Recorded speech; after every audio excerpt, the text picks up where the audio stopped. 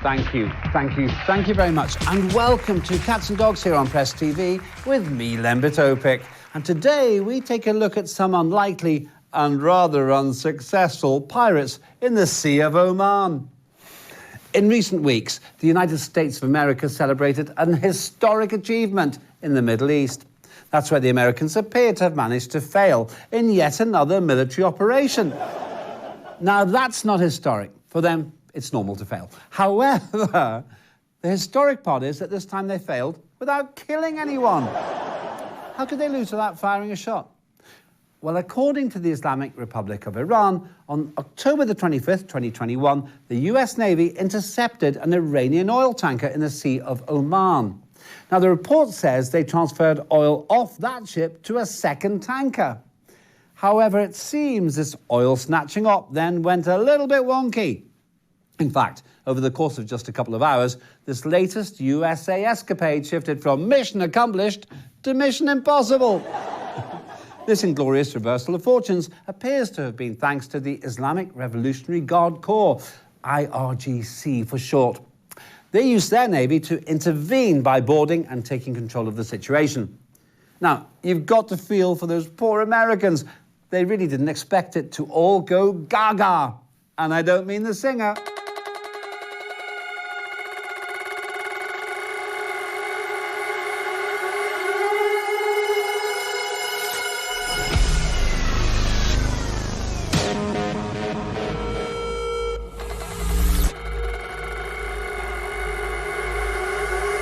It's not been long since the last time that country landed itself in hot water. It's like they're trying to become the world experts in messed up missions and flaky fiascos, like the fiasco of the Afghanistan war, the fiasco of the mismanagement of their own domestic coronavirus pandemic, which has actually left the country with more victims than World War II, and the fiasco of exporting much of your manufacturing to China and then complaining because you're over-dependent on Beijing. China, the land that builds America. But I digress. You would tend to assume that the United States and their razor-sharp head of state, sleepy Joe Biden, would be aiming to gain the upper hand in the possible future talks with Iran. The thing is, you don't tend to do that by trying to steal things from the people you're about to negotiate with. So it's hardly surprising their recent move has backfired so badly. After all, denying you did something that then shows up on video isn't a great look, is it? Especially since they've got form here. They've done this before. I mean, they stole Iranian oil and sold it, and admitted it too. I mean, what was all that about? It'd be as ridiculous as claiming dozy Joe Biden didn't fall asleep at the climate conference. They haven't denied that, have they? Anyway, some suggest that a possible fair trade here is that Washington lifts its sanctions on Iran in return for the Iranian forces generously teaching the Americans how to confront a Navy destroyer successfully with a couple of relatively small speedboats. Sounds like a plan?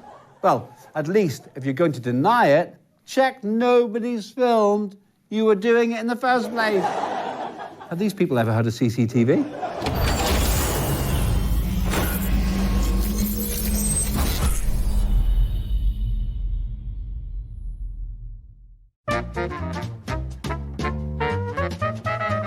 "1,000 years ago, the U.S. Navy intercepted a Saudi-flagged oil tanker belonging to a Kuwaiti company heading for the United Arab Emirates carrying Iraqi oil.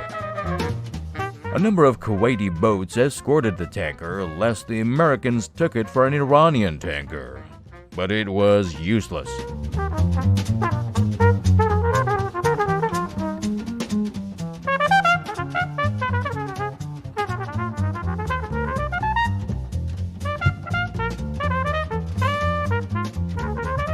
President Joe Biden denied the interception because he thought his Republican rival would capitalize on it in the next presidential election.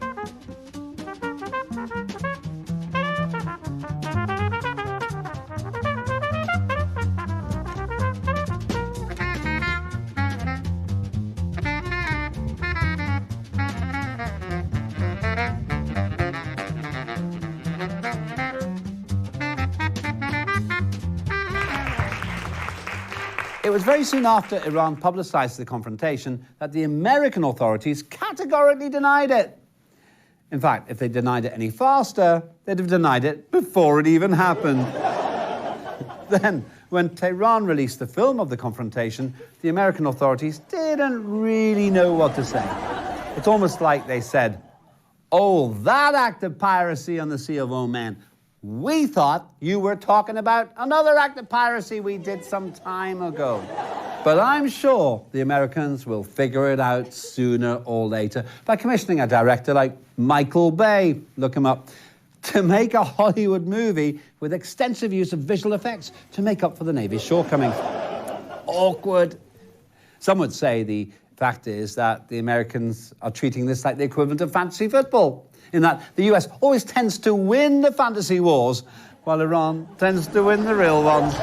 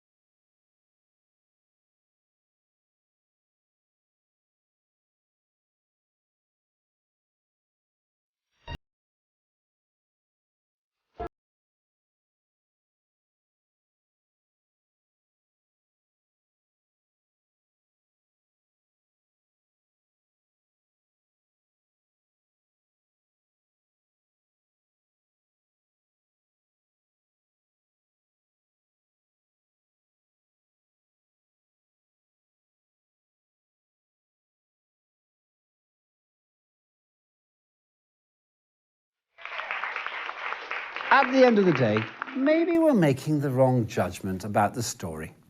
Maybe the Americans just desperately needed the oil. And since, under their own sanctions, they're not allowed to buy oil from the Iranians, they had no option but to steal it from them. Because if they had bought it, they'd have broken their own sanctions and would have had to fine themselves. But listen up, guys. There's no need for it. Iran is a generous nation by nature with a warm heart to help the needy. Let's recall the Iranians quickly rushed to help Venezuela and Lebanon by sending oil cargo to these two countries when they had problems. So come on, America. There's no shame in saying you're a nation in need. And okay, so you tend to lose conflicts these days and can't even rob a ship properly. It's not your fault. So don't go that way. Just pick up the phone and call the Iranians and tell them you need some oil. And don't jump the queue. Take your turn like everyone else. Winter is coming. And as soon as Sleepy Joe wakes up, tell him to give Tehran that call. Unlike the American president, you won't find them sleeping on the job. That's all for this week. Join me again next time to find out if Washington is still in oil denial, if they claim the video is an outtake from Pirates of the Caribbean, and whether Johnny Depp has been hired as an advisor by the American Navy. That's all on Press TV with me, Lembit Topik, and Cats and Dogs.